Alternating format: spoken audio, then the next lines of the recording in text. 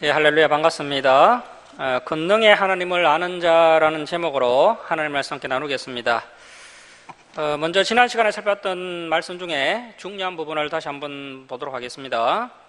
이사야 32장은 메시아 예언이 나오는데요. 이사야 32장 3절 4절 한번 보도록 하겠습니다. 이 앞에 바로 넘기시고 이사야 32장 3절 4절 말씀 보시면 이제 예수님이 이 땅에 오실 것을 예언하고 있는데요. 그럴 때 이제 어떤 일이 일어나느냐 하면 보는 자의 눈이 감기지 아니할 것이요 듣는 자가 귀를 기울일 것이며 조급한 자의 마음이 지식을 깨닫고 어눌한 자의 혀가 민첩하여 말을 분명히 할 것이라. 그래서 이 말씀은 예수 그리스도가 오시면 우리 각 사람 속에 있는 장애가 치료가 된다는 뜻인데요. 맹인이 눈을 뜨고 청각장애인의 귀가 열리게 된다는 겁니다. 여기서 맹인과 청각장애인은 하나님에 대한 자각이 죽어있는 사람들을 말합니다. 영적으로 죽은 사람들을 의미하죠. 그래서 예수 그리스도가 오시면 단순히 맹인을 인도하듯이 우리를 이끌지 않으십니다. 주님은 우리 한 사람 한 사람의 눈을 뜨게 하십니다. 다시 말하면 주님은 우리로 하여금 하나님을 알게 하십니다. 자, 그래서 예수님을 구주로 영접한 성도들에게 이제 하나님의 영이 풍성하게 임하시게 되는데요. 그래야면 이제 성도님들이 하나님의 진리를 깨닫게 되면서 말이 확실해지게 된다는 겁니다. 그런데 세상에 속해 있는 사람들은 영적인 분별력이 없으므로 말이 확실하지 않습니다. 저와 여러분은 진리를 듣고 보고 깨닫는 것에서 그치는 것이 아니라 진리를 깨달음으로 말미암아 말하는 것이 분명하고 또 행동하는 것이 분명한 성도들이 되어야 합니다. 자, 이제 오늘 본문 이사야 33장을 보도록 하겠습니다. 이사야 33장은 아수르 심판 예언과 그 악한 아수르로부터 예루살렘을 다시 지켜주시고 회복시켜 주신다는 말씀을 하고 있습니다. 하나님께서 당시 그 약한 나라를 무지막지하게 짓밟는 그 악하고 탐욕이 가득한 아수르를 심판하시겠다고 말씀을 하십니다. 이 세상에는 짐승들과 새들과 곤충들이 다 자기 나름대로 특징을 가지고 균형을 이루며 살아가고 있습니다. 만일 어떤 한 종류가 너무 많아지면 이것은 축복이 아니라 재앙이 됩니다. 예를 들면 애굽의 10가지 재앙을 통해서 알 수 있듯이 개구리가 너무 많아진다거나 메뚜기가 너무 많아지는 것은 심각한 재앙이 되는 것입니다. 동물들은 스스로 조절하는 능력이 없기 때문에 하나님께서 자연환경이나 천적을 통해서 개체 수를 조절해 주십니다. 하나님을 믿지 않는 자들도 탐욕 때문에 스스로 조절하는 능력이 없습니다. 그래서 어떤 기업들은 너무 커져버려서 변화에 빠르게 적응하지 못하고 결국 망해버리는 것을 볼 수 있습니다. 이 세상에서 가장 조절을 잘하는 사람들은 바로 하나님의 백성들입니다. 세상 사람들은 할 수만 있다면 더 많이 가지려고 하지만 하나님의 백성들은 너무 많이 가지려고 하는 것은 오히려 도움이 되지 못하고 재앙이 된다는 것을 알고 있습니다. 하나님의 백성들이 욕심을 부리지 않고 스스로 욕망을 제한하면서 살아갈 때 이 세상도 균형을 이루게 되지만 하나님의 백성들이 자꾸 욕심을 부리면서 살면 이 세상의 균형이 깨지면서 큰 재앙이 일어나게 됩니다. 하나님을 믿지 않는 아수르는 욕심이 가득하고 무지막지한 나라였습니다. 그래서 결국 하나님의 심판으로 아수르가 망하게 됩니다. 자, 이사야 33장 1절 말씀 보십시오. 너 아수르는 학대를 당하지 아니하고도 다른 나라를 학대하며 속이고도 속임을 당하지 아니하는 자여 하있을진저 네가 학대하기를 거치면 네가 학대를 당할 것이며 네가 속이기를 거치면 사람이 너를 속이리라. 자, 이 아수르가 왜 이렇게 다른 나라를 자꾸 학대하고 속일까요? 왜냐하면 그들이 너무나도 악하고 또 교만하고 다른 나라를 우습게 여기기 때문입니다. 그런데 그렇게 다른 나라를 학대하고 속인 대가가 무엇입니까? 이제는 자신이 하나님께 학대를 받고 하나님께 속아야 한다는 것입니다.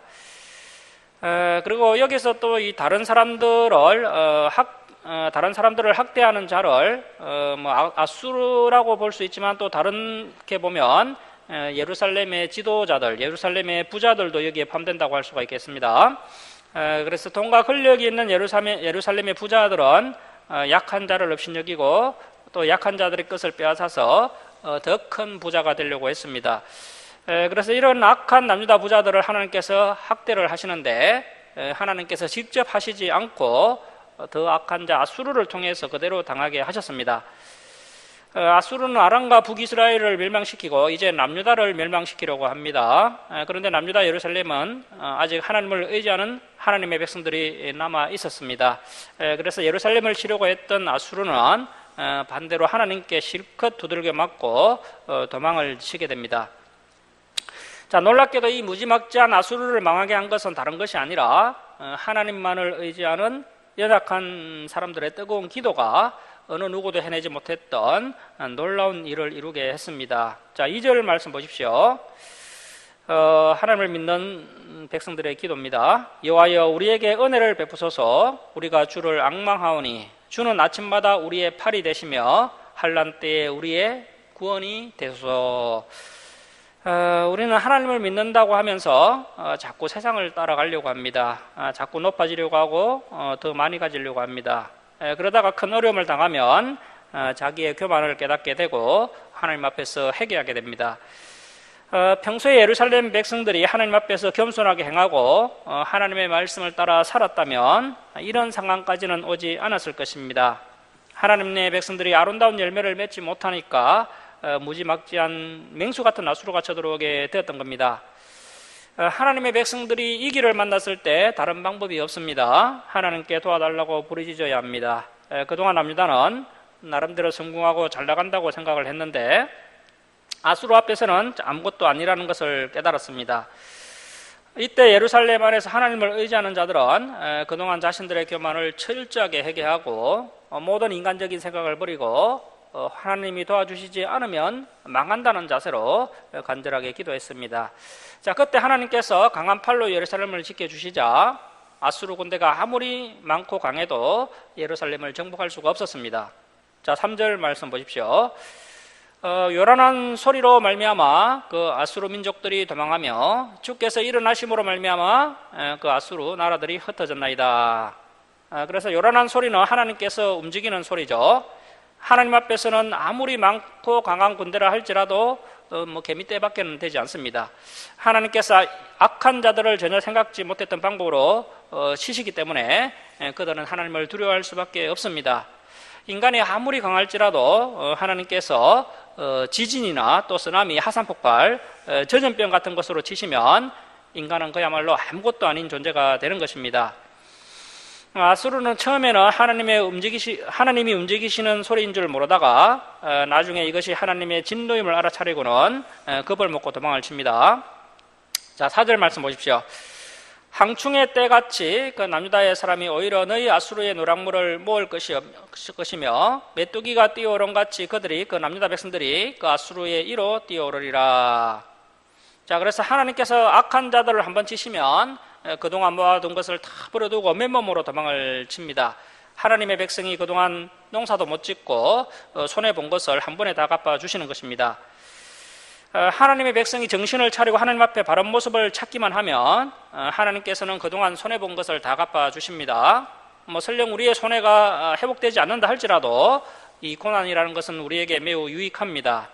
왜냐하면 이 고난이 닥쳐오면 우리가 그동안 기도하지 않았던 것을 한꺼번에 다 기도를 하기 때문입니다. 당장 죽을 것 같은 위기가 찾아오면 기도하지 않을 수가 없습니다. 도대체 그동안 기도하지 않고 어떻게 살았을까 의문이 들 정도입니다. 기도가 나의 생명인데 나는 그동안 정신없이 세상 사람들과 똑같이 교만하게 살았다는 것을 깨닫게 됩니다. 우리가 이것을 회개하는 것이 굉장한 은혜요 복입니다. 그리고 우리가 어려움을 당하면 세상 자랑이 쏙 들어가게 됩니다. 평소에 좀 잘 나간다 싶으면 금세 교만해지고 온갖 자랑을 늘어놓는데 어려운 일이 생기면 절대 그렇게 할 수가 없습니다. 만나는 사람마다 기도해달라고 부탁을 하게 됩니다. 하나님은 그 기도를 헛되지 않게 하십니다. 하나님께서 우리 성도들에게 응답해 주실 때는 그동안 미루고 있었던 축복을 물붓듯이 부어주십니다. 사실 우리는 믿음의 분량만큼 하나님의 복을 받을 수가 있습니다. 환난은 우리의 믿음의 분량을 크게 만들어줍니다. 그래서 어떻게 보면 이 고난이라는 것은 우리의 믿음을 성장시키는 보약이라고 할 수가 있습니다. 우리는 이 고난을 통해서 우리의 교만과 제약을 회개하고 하나님만을 의지하게 됩니다. 고난을 통해서 우리는 하나님이 얼마나 크신 분인지를 비로소 깨닫게 됩니다. 자, 5절 말씀 보십시오. 여호와께서는 지극히 존귀하시니 그는 높은 곳에 거하시며 정의와 공의를 시온에 충만하게 하심이라. 자, 여호와께서 지극히 존귀하시다는 것은 그 무엇도 이대하신 하나님을 상대할 수 없다는 의미입니다. 예루살렘 백성들은 온 산과 들판에 메뚜기 떼처럼 가득했던 그 아수르 군대가 하룻밤 사이에 다 송장이 된 후에야 비로소 하나님이 어떤 분이신지를 깨달을 수가 있었습니다. 자, 그래서 우리 성도들에게 고난이 닥치는 것은 망하라는 뜻이 아니라 하나님의 능력을 실제로 체험하여서 깨달으라는 뜻입니다. 우리 인간들은 하나님이 눈에 안 보이기 때문에 평소에는 아예 의식하지 않고 살아갈 때가 많습니다. 그리고 교만한 자들은 아예 하나님이 없다고 생각을 합니다. 그런데 상상할 수 없는 큰 어려움을 당하면 우리는 그 어려운 문제 앞에 얼마나 나약한 존재인지를 깨닫게 됩니다. 그래서 비로소 하나님께 무릎을 꿇고 기도하게 되는 것입니다. 그때 하나님께서 우리의 기도를 내면하지 않으시고 들어주십니다. 이렇게 기도 응답을 통해서 어려운 문제가 해결되었을 때 우리는 하나님이 살아계시며 그분이 얼마나 위대한 분인지를 비로소 알게 됩니다. 왜냐하면 하나님께서는 말씀 한마디로 인간의 힘으로 도저히 불가능한 일도 다 이루시기 때문입니다. 그래서 어떤 성도가 큰 위기 가운데 간절히 기도함으로 그 문제가 해결되었을 뿐 아니라 오히려 큰 복까지 받았을 때 하나님께서는 정말 살아계시며 하나님의 능력은 무한하시다라는 고백을 하지 않을 수가 없는 겁니다. 그래서 이러한 하나님을 한번 경험해 보아야 우리의 믿음이 더 성장할 수가 있습니다. 자, 6절 말씀 보십시오. 내 시대에 평안함이 있으며, 자, 이 시대는 남유다 제13대왕 히스기야 시대인데요. 자, 구원과 지혜와 지식이 풍성할 것이니, 자, 줄칙을 발표하겠습니다. 여호와를 경외함이 내 보배니라. 줄칙을 발표합니다. 자, 그래서 남유다 말기 히스기야 시대 때 이렇게 큰 위기를 만나게 되었는데 그때 그 문제를 해결한 해답이 다른 것이 아니라 여호와를 경외함이 해답이었고 이것이야말로 정말 보배라는 것입니다. 그래서 우리가 다시 한번 생각해 봐야 할 것이 우리가 어떤 큰 문제를 만났을 때 우리가 그 문제의 해답을 어디서 찾느냐 하는 것입니다. 그 문제의 해답이 다른 것이 아니라 우리가 정말 여호와를 공경하고 두려워하면, 그래서 하나님과 우리의 관계가 회복이 되면 결국 그 문제가 자연스럽게 해결이 된다는 것입니다. 자, 그리고 다시 한번 우리가 생각해야 할 것이 우리의 보배가 무엇인지를 한번 생각해 봐야 합니다. 오늘 이사야가 분명하게 이야기하기를 당시 남유다 백성들의 보배는 여호와를 경외함이다라고 분명히 정의하고 있다는 것입니다. 그래서 저와 여러분의 보배는 무엇입니까? 물질과 세상 성공과 자녀가 우리의 보배는 아닌지 다시 한번 돌아보고 그러한 것이 보배가 아니라 정말 여호와를 두려워하고 공경하는 것이야말로 우리가 추구해야 할 가장 존귀한 보배가 되어야 한다는 것입니다. 자, 그리고 이제 7절에서 9절은 아수르의 침공으로 인해서 완전히 황폐해진 남유다의 모습이 소개되고 있습니다. 자, 7절 말씀 보십시오. 보라, 그들 그 남유다의 용사가 밖에서 부르짖으며 평화의 사신들이 슬피 곡하며. 남유다가 이 길을 만났을 때 하나님 앞에서 기도하지 않고 인간적인 두 가지 방법을 사용했습니다. 하나는 용사들을 보내어서 싸우게 했고 다른 하나는 평화의 사자들을 보내어서 협상을 시도한 것입니다. 그러나 아수르 대군의 공격 앞에서는 이런 남유다의 모략은 아무 소용이 없었습니다. 이 모든 어려움은 하나님께서 주신 것입니다.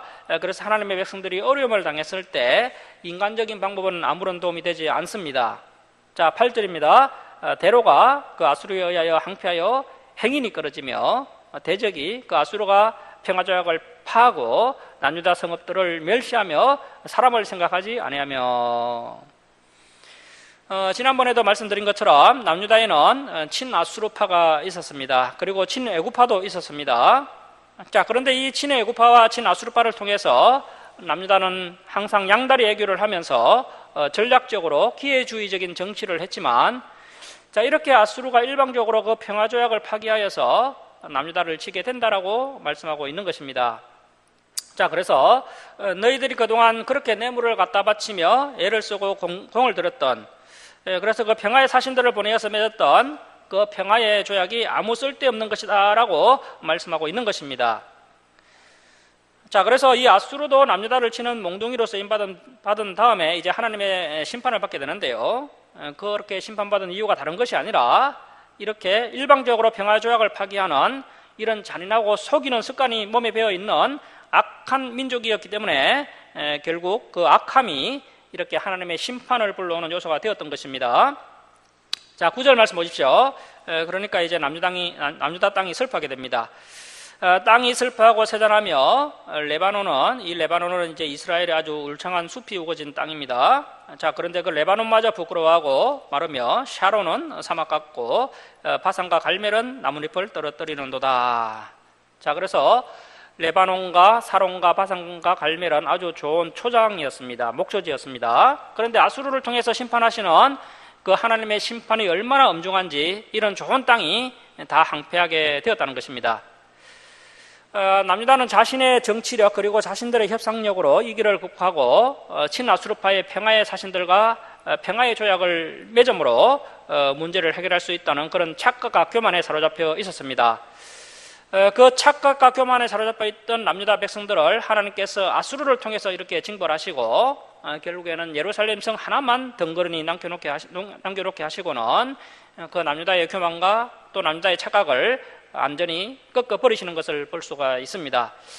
자, 이렇게 남유다의 교만과 남유다의 착각이 완전히 꺾어진 후에 남유다가 이제 깨닫게 됩니다.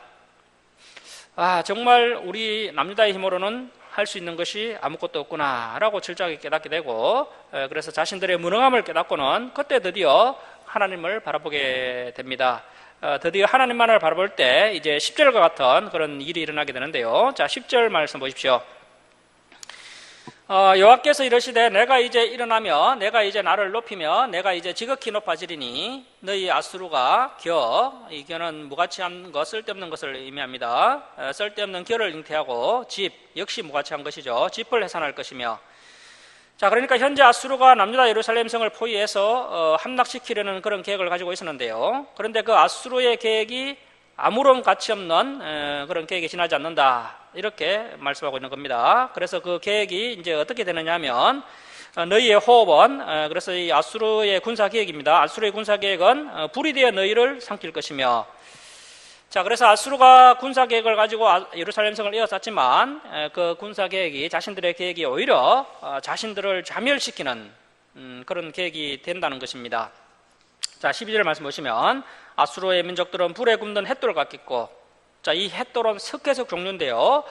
불로 석회석을 태우면 석회석이 불의 열기를 이기지 못하고 깨져서 가루가 된다고 합니다. 자, 불에 굽는 햇돌 같겠고 잘라서 불에 사르는 가시나무 같으리로다. 여러분, 이 가시나무를 한번 태워보셨습니까? 얼마나 불에 잘 타는지요. 순식간에 타서 제가 됩니다. 이 비유를 통해서 하나님께서 말씀하시는 것은 그 아수르를 통해서 하나님의 심판이 임하게 되는데요. 그 하나님의 심판이 안전하게 그리고 순식간에 임하게 될 것을 그렇게 말씀하고 있는 것입니다. 자, 이제 13절 말씀 보십시오. 너희 먼데 있는 자들아. 자, 이 먼데 있는 자들은 아직 하나님을 믿지 않는 이방 나라들입니다. 내가 그 하나님께서 아수르에게 행한 것을 들으라. 너희 가까이 있는 자들아, 남유다 백성들아, 나의 권능을 알라. 하나님은 먼저 예루살렘을 이기 위해서 건져주시기 전에 모든 사람들로 하여금 하나님께 관심을 두도록 하셨습니다. 먼데 있는 자들과 가까이 있는 자들이 다 하나님의 권능을 분명히 알라고 말씀을 하십니다. 아직도 하나님을 믿지 않는 자들도 하나님을 알아야 하는 이유는 그들이 이 땅에서 먹고 사는 모든 은혜가 다 하나님께로부터 오기 때문입니다. 그리고 하나님 가까이 있는 하나님의 백성들은 자주 눈을 감고 하나님을 묵상해야 합니다. 우리가 눈을 뜨고 보면 전부 이 세상 것들 뿐입니다. 하나님은 전혀 보이지 않습니다. 우리가 눈을 뜨고 세상을 바라보면 하나님으로부터 점점 더 멀어지게 됩니다. 이럴 때 우리 하나님의 백성들은 자주 눈을 감고 온 우주를 창조하신 창조주 하나님을 생각하며 하나님께 더 가까이 다가가야 합니다. 사랑하는 성도 여러분, 하나님으로부터 멀리 떨어져 있는 자가 되지 마십시오. 하나님을 가까이 해야 하나님의 권능을 체험할 수가 있습니다. 하나님의 권능을 아는 성도들이 되어야 합니다. 자, 14절 말씀 보십시오. 시온의 죄인들이 두려워하며 경건하지 아니하는 자들이 떨며 이르기를 우리 중에 누가 삼키는 그 하나님의 심판의 불과 함께 거하겠으며 우리 중에 누가 영영이 타는 것과 함께 거하리요 하도다. 그래서 하나님과 함께하지 않는 자, 불신자들은 이렇게 불에 타는 불심판을 받게 되는데요. 하지만 이럴 때 함께 타지 않고 불심판을 피하는 사람들이 있는데, 자, 그 사람들이 누구냐면, 자, 15절 말씀 줄치고 발표합니다. 오직 공의롭게 행하는 자, 정직히 말하는 자, 토색한 부당한 행위로 벌어들이는 재물을 가정히 여기는 자, 손을 흔들어 뇌물을 받지 아니하는 자, 길을 막아 피 흘리려는 꾀를 듣지 아니하는 자, 눈을 감아 악을 보지 아니하는 자. 자, 그래서 하나님의 불심판을 피하는 사람들은 바로 권능의 하나님을 바로 알고 그 하나님의 말씀에 순종하며 죄와 싸우며 살아가는 사람들입니다. 자, 이러한 사람들이 그 하나님의 불심판에서 숨겨주시는 은혜를 경험하게 된다는 것입니다. 자, 그래서 마지막 시대를 살아가는 저와 여러분 역시 하나님의 심판을 피하는 방법이 다른 방법이 없습니다. 온 세상이 변질되고 온 세상이 타락했다 할지라도 나만이라도 권능의 하나님을 경외하며, 자, 그래서 이 타락한 세상 가운데 하나님의 말씀을 따라 공의롭게 행하고 또 정직하게 말하고 부당한 방법으로 돈을 벌지 않고 뇌물을 받지 않고 악을 듣지도 보지도 않는 그런 단호하고 확실한 삶이 있어야 한다는 것을 이사야서가 우리에게 분명하게 이야기해 주고 있다는 것입니다. 자, 그래서 이제 다시 한번 다른 말로 이야기하면요, 우리가 가지고 있는 이 믿음이라는 것이 정말 우리를 구원시켜 줄 만한 그런 참 믿음, 진짜 믿음이라면 반드시 우리의 삶이 그 15절과 같은 구체적이고 확실한 삶의 열매가 맺혀지게 되어 있다는 것입니다. 그래서 타락하고 엄난한 이 시대 가운데 우리가 이렇게 참 경건하게 살아간다는 것이 결코 쉽지 않은 일입니다. 하지만 이렇게 살아가기 위해서 부단히 애를 쓰며 살아가는 성도들에게 권능의 하나님께서 그 16절과 같은 환경과 시대를 초월한 놀라운 복을 주시겠다고 하나님께서 약속을 하고 계십니다. 자, 우리 16절 말씀 줄을 좀 치시고요. 우리 16절 우리 한 목소리로 함께 읽겠습니다. 자, 시작. 그는 높은 곳에 거하리니 견고한 바위가 그의 요새가 되며 그의 양식은 공급되고 그의 물은 끊어지지 아니하리라. 아멘. 자, 저와 여러분에게도 이러한 복이 임하게 될 줄로 믿습니다. 이러한 확신을 가지고 이 마지막 시대에, 이 타락한 시대에 홀로 선하게 거룩하게 살아가는 거룩한 하나님의 백성들이 될 수 있기를 바랍니다. 자, 이제 17절에서 24절은 예루살렘의 회복에 대한 말씀이 나오는데요. 1차적으로는 당시 예루살렘의 회복에 대한 이야기고, 이제 2차적인 의미는 이것은 천국에 대한 예표가 되는 것이죠. 천국을 의미하는 것입니다. 자, 여러분, 우리가 바라보고 있는 것이 저 하늘나라가 아니겠습니까? 저 하늘나라를 요한계시록에는 새 예루살렘 성이다라고 말씀하고 있는데요. 그래서 우리가 들어가게 될 천국, 새 예루살렘 성이라고 한번 생각해 볼 수가 있겠습니다. 자, 17절 말씀 보십시오. 내 눈은 왕을, 주님을 그의 아름다운 가운데서 보며 강활한 땅을 눈으로 보겠고.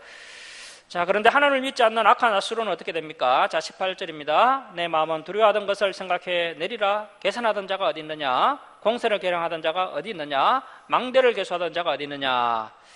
자, 그래서 아수르가 남자의 태도로 와서 계산해서 빼앗아가고 공세를 계량해서 빼앗아가고 망대를 계수해서 다 빼앗아간 참 그런 어려운 환란의 시대였는데, 하나님께서 예언하셨던 것처럼 이제 이 아수르를 완전히 심판하시겠다는 겁니다. 자, 19절 말씀 보시면 내가 강포한 백성 아수르를 보지 아니하리라. 그 백성은 방언이 어려워 내가 알아듣지 못하며 말이 이상하여 내가 깨닫지 못하는 자니라. 그래서 아수르와 남유다는 완전히 사용하는 언어가 다릅니다. 그래서 다른 언어를 쓰는 악한 아수르에 대한 이제 심판을 말씀하고 계신 것이고요. 자, 그리고 20절 말씀 보시면 우리 절기의 시온 성을 보라. 내 눈이 안정된 초소인 예루살렘을 보리니 그것은 옮겨지지 아니할 장막이라. 그래서 새 예루살렘에 대한 말씀으로 볼 수가 있고요. 그 말뚝이 영영이 뽑히지 아니할 것이요 그 줄이 하나도 끊어지지 아니할 것이며 요한은 거기에 위험 중에 우리와 함께 계시니. 그래서 이 말씀들이 다 1차적으로는 회복된 예루살렘에 대한 말씀이지만 2차적으로는 이것이 이제 저 천국 새 예루살렘에 대한 예표다라고 생각해 볼 수 있습니다. 자, 21절 중반절 계속 보시면 그곳에는 여러 강과 큰 호수가 있으나 보통 적들이 강과 호수를 통해서 쳐들어오는데요. 그 적의 노젓는 배나 큰 배가 통행하지 못하리라. 그래서 이 예루살렘 성은 오직 하나님의 초청을 받은 사람들만 들어올 수가 있고요. 감히 적들은, 악한 자들은 범접할 수 없는 곳이다라고 말씀하고 있습니다. 자, 22절 말씀입니다. 줄을 쳐놓습니다. 대저 요한은 우리의 재판장이시요 요한은 우리에게 율법을 세우신 이요 요한은 우리의 왕이시니 그가 우리를 구원하실 것임이라. 이것이 진리죠. 이사야서에 계속 반복되는 메시지입니다. 이사야의 이름의 뜻이 요한만이 우리의 구원이시다, 그런 뜻인데요. 그 메시지가 계속해서 이렇게 반복되고 있습니다. 자, 23절 말씀 보십시오. 내 아수르의 돛대의 줄이 풀렸으니 돛대 밑을 튼튼히 하지 못하였고 돛을 달지 못하였느니라. 때가 되면 많은 재물을 탈취하여 나누리니 저는 자도 그 아수르의 재물을 취할 것이며. 자, 만약에 어떤 악한 자가 예루살렘을 공격해서 많은 재물을 훔쳐 배에 싣고 도망을 간다고 했을 때요, 그 돛대의 줄이 풀리면 배가 더 이상 움직이지 않습니다. 왜 이런 일이 나느냐 하면 우리 성도들의 재산은 하나님의 것이기 때문에 도둑이 가져갈 수 없도록 이렇게 지켜주시기 때문입니다. 하나님께서는 하나님의 백성들의 재산이나 집이나 가족을 소중하게 여겨주시고 지켜주십니다. 그래서 저는 자처럼 연약한 하나님의 백성들이라 할지라도 손해보지 않도록 하나님께서 지켜주신다는 것입니다. 자, 24절 말씀 우리 마지막으로 함께 읽겠습니다. 자, 시작. 그 거주민은 내가 병든 노릇나 하지 아니할 것이라 거기에 사는 백성이 사죄함을 받으리라. 자, 하나님의 백성들 중에 병든 자가 없을 것이다라고 말씀하십니다. 하나님은 우리를 치료해 주시는 분입니다. 하나님께서 마음과 육체의 병을 치료하시고 불행했던 과거의 기억까지 치료해 주심으로 병들었노라고 말하는 사람들이 없어지게 됩니다. 왜냐하면 이제 우리가 예수님의 보혈로 제사함을 받았기 때문에 더 이상 하나님의 진노를 사야 할 이유가 다 사라졌기 때문입니다. 자, 말씀을 마치도록 하겠습니다. 사랑하는 성도 여러분, 오늘 본문을 통해서 우리가 여러 가지 교훈을 얻을 수가 있습니다. 예수 그리스도로 말미암아 진리가 분명하게 드러난 이 시대에 그 진리를 보고 듣고 깨달은 사람이 바로 하나님의 선택된 백성들입니다.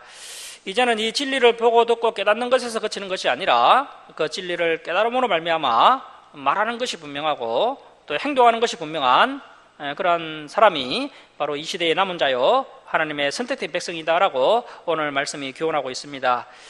그리고 선택된 백성은 세상의 돈을 보배로 여기는 자가 아니라 하나님을 공경하고 두려워하는 것을 보배로 여기는 사람입니다.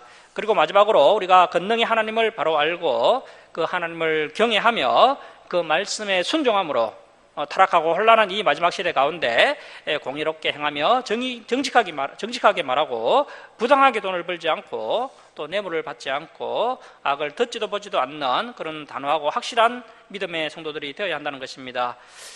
간절히 바라기는 저와 여러분이 이 타락한 시대 가운데 이 진리의 말씀을 통해서 권능의 하나님을 바로 아는 자가 되어 더욱 거룩하고 공의롭게 살아가므로 놀라운 하나님의 권능을 체험하는 우리 성도님들 다 되시길 주님의 이름으로 축원합니다.